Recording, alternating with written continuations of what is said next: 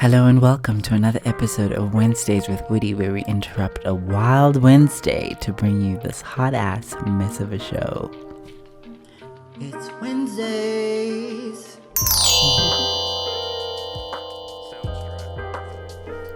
If you haven't guessed it, I'm your host, Woody Woods, and this week I'm thriving, kids. And I'll be guiding you through this wacky edition of Wednesday with Woody. I'm so aware that last week Wednesday I promised you a guest, but the audio was just not up to par. And I've promised myself I'm not going to give you anything that's not of quality and standard. I simply cannot believe that we're already 2 weeks into July. This year is whizzing by. And already there have been some noteworthy events in the history of LGBT rights this year. In January, we saw Canada ban conversion therapy. In Feb, India's Ministry of Social Justice and Empowerment announced that gender-affirming healthcare will be covered by insurance in the nation. In April, the United States issued passports with a non-binary X-gender option for the first time. And July, same-sex marriages came into effect in Switzerland.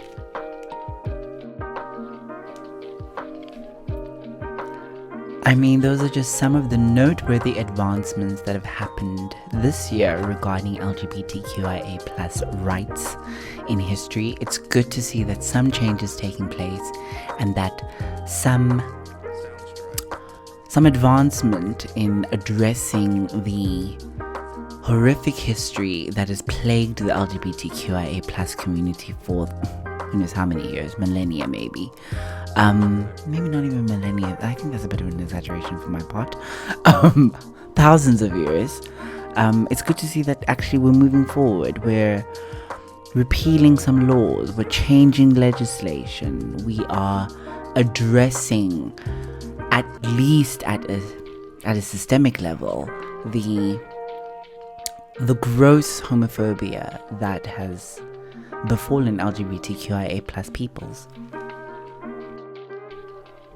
But, and there is always a but, there is still so much work to be done, especially when you wake up to headline news of the execution of at least one gay man in Iran and the sentencing of 3 more to death by stoning in Nigeria. The harsh reality of experiences that many LGBTQIA+ people are faced to live with in this world really shakes you to your core. It was just a couple of weeks ago when the UAE banned the Buzz Lightyear movie because they believed that it went against their media regulatory standards. I mean, it was just a cartoon gay kiss. And as shocking as that is, it's frightening to realize that these are just some of the places in the world where LGBTQIA people are at most risk.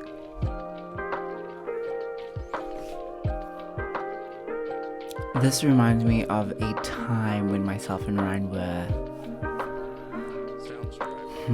fantasizing. We're fantasizing about having our wedding abroad, either in the Maldives or Mauritius. I wouldn't even say Cape Town because it just feels like it's just down the road. And Ryan was just uber and super excited about like the prospect of having 2 weeks on a beach in the sun with family and friends and being able to share this special moment between us that we were about to take and we were about to journey into. And as always, me being the realist the realist in the relationship, I had to just put a pause on, all of that, and just, I didn't put a pause. I more had to be like, here are the facts, honey. We're not going there because of X, Y, Z. And it was a sobering moment for me. It was a very sobering moment for me to realize that there were places in the world that, as a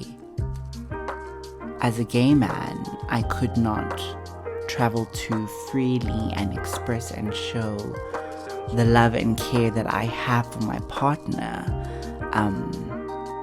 because I could be jailed or whipped 100 times, just for expressing that, just for living that truth. Or I could, whatever, be kicked out of the country for whatever the case, for being gay. And that's always shocking to me, That's always shocking to me, that I could just be visiting a country, minding my own business, doing things that should be, or should feel, and should be very natural and easy coming to me, and I would be persecuted for those. I mean, outside of homophobia, actual persecution, actual jail time, and that shocks me. And that's just me being a tourist. Never mind me actually living in the country 24/7, where the oppression is so rife and so real, and you have to find very interesting and unique ways to express and explore and live out your life,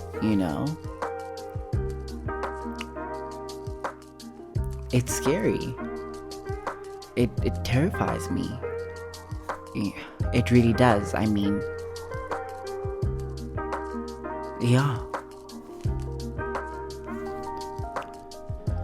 How do you exist in a world?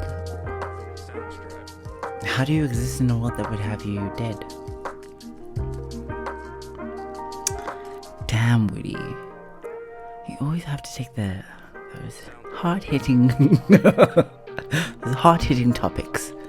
You always have to do the hard-hitting topics. You can't just do something fun and flirty and free. No. It has to be real, cutting edge and authentic. But how do you exist in a world that is either afraid of you or doesn't want you to exist in that format?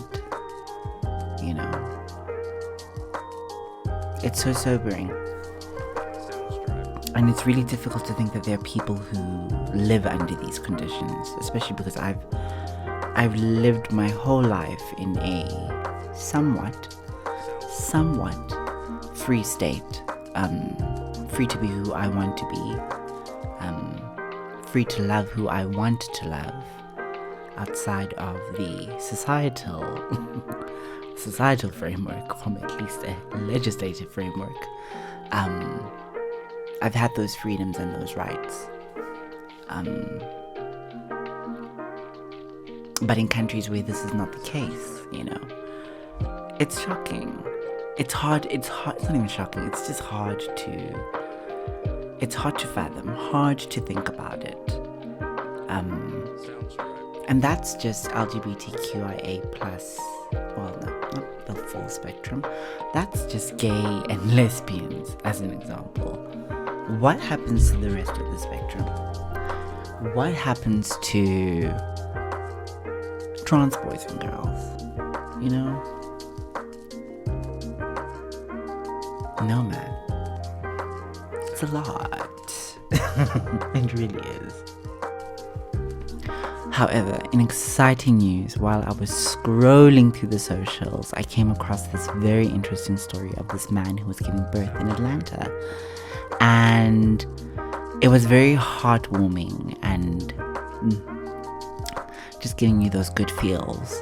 To see that there was a place in the world where trans men could go and give birth to their offspring and not feel these gross experiences of homophobia. I mean, their story was very beautiful, but not without its own, nuances and separate nuances and tragedies, in the sense that when they had to fill out the documentation to register the child,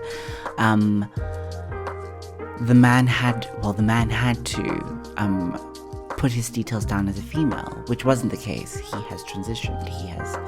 That is not how he identifies, and that was a bit sad. As heartwarming as the complete story was and his experience, and for me at least, to be like, oh my gosh, thank goodness that there is a place in the world for men like this who want to go through this experience of birthing. But yeah, it just continuously speaks to the need for more inclusivity, more representation, more inviting different voices to the table, just to point out that, hey, that is actually not the experience that all of us are having. That is the experience that a few are having, and it's very important that those voices are heard. I think for the longest of time, the world has felt like quite an exclusionary experience for so many people, who are almost living on the peripheral of the mainstream. the peripheral of the mainstream, as opposed to living in the mainstream. And it's interesting, it's affirming, it is validating, it's exciting that these voices are being invited to the table and being invited to the mainstream to share their experiences, After all,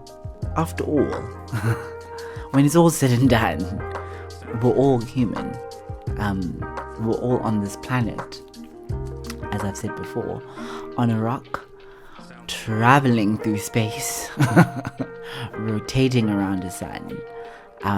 We're all very much all human, and each of our experiences, as unique and as fulfilling or unfulfilling as they are, each of us has a perspective on life, one that needs to be shared, one that needs to be told. But I might have a bias. I am a writer, and I do love interesting stories.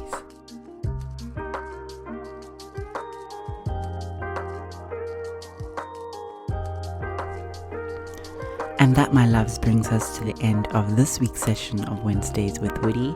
As always, thank you for joining in. Thank you for lending me your ears. Thank you for lending me your time. Thank you for just listening in while we discuss whatever is floating my boat. I hope to see you guys next week, where we'll be discussing Lord knows what, but we'll be discussing something of interest. And if you ever want to reach out to me, just find me on all social media platforms. Just search I am Woody Woods and reach out, say hi. Let's start a conversation.